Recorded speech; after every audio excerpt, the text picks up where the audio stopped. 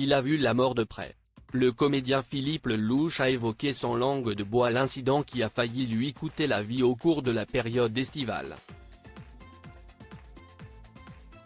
C'est sur le plateau de l'émission Les Enfants de la télé, diffusée ce 19 novembre sur France 2, que le frère de Gilles Lelouch a fait ses confidences. Après que la présentatrice Laurence Boccolini lui a demandé s'il souhaitait raconter la fois où il avait failli mourir à cause d'un morceau de feta dans son dernier spectacle Stand Alone, le comédien est revenu sur l'incident. Il a tout d'abord rappelé qu'il avait évoqué cette histoire sur Instagram. Puis, il a déclaré que cela s'était déroulé cet été, alors qu'il se trouvait sur la plage et qu'il mangeait une salade à la feta. « J'ai failli crever cet été, vraiment », a-t-il affirmé. « J'étais sur la plage, c'était un jour où je ne travaillais pas. Je mange une salade feta, allongée, et je parle au téléphone », a-t-il ajouté. Après avoir fait une fausse route, il a tenté d'alerter les personnes présentes autour de lui sur la plage.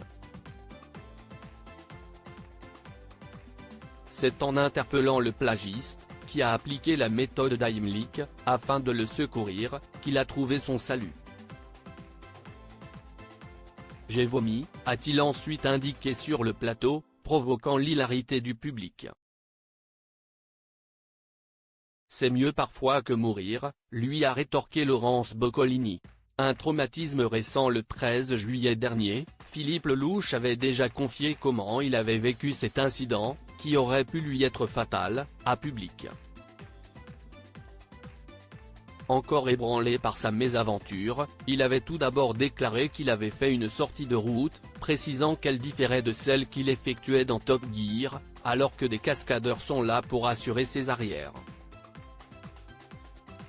Après avoir affirmé qu'il avait vu la mort arriver à vitesse grand V, il avait détaillé les circonstances dans lesquelles cet accident s'était déroulé.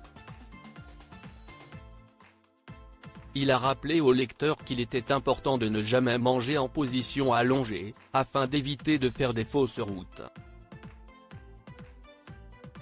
Article écrit en collaboration avec 6 médias. Crédit photo, capture d'écran France 2.